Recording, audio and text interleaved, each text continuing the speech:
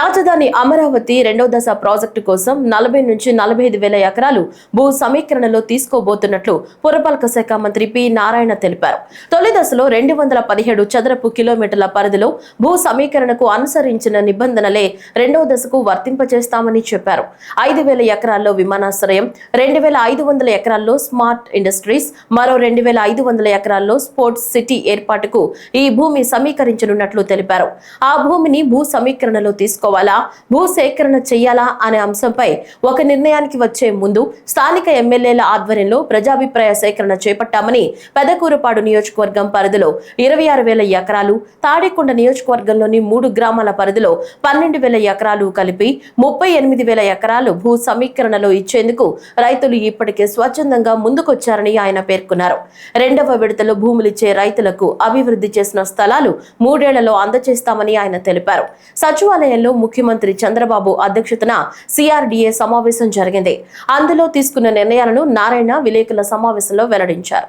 48వ authority meeting CM గారి యొక్క ఆధ్వర్యంలో జరిగింది. దీంట్లో ముఖ్యంగా ఏదైతే అడ్మినిస్ట్రేటివ్ టవర్స్లో భాగమైనటువంటి జిఐడి టవరు, తర్వాత హెచ్ఓడి ఆఫీసెస్ టవర్స్ 1, 2, 3, 4 వీటికి సంబంధించి టెండర్లు పూర్తయినాయి. జిఐడి టవరు ఎన్సిసి వాళ్ళు L1 అయ్యారు, టవర్ 1 and 2 షాపుంజీ వాళ్ళు అయ్యారు, టవర్ 3 and 4 L&T వాళ్ళు అయ్యారు.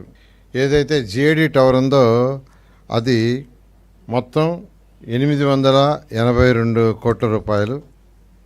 అదేవిధంగా టవర్ 1 and 2 1,487 కోట్లు, టవర్ 3 and 4 1,303 crores, మొత్తం 3,673 కోట్లతో ఈరోజు ఏదైతే L1 అయ్యారో దానికి అథారిటీ యాక్చువల్గా అప్రూవల్ ఇవ్వటం జరిగింది.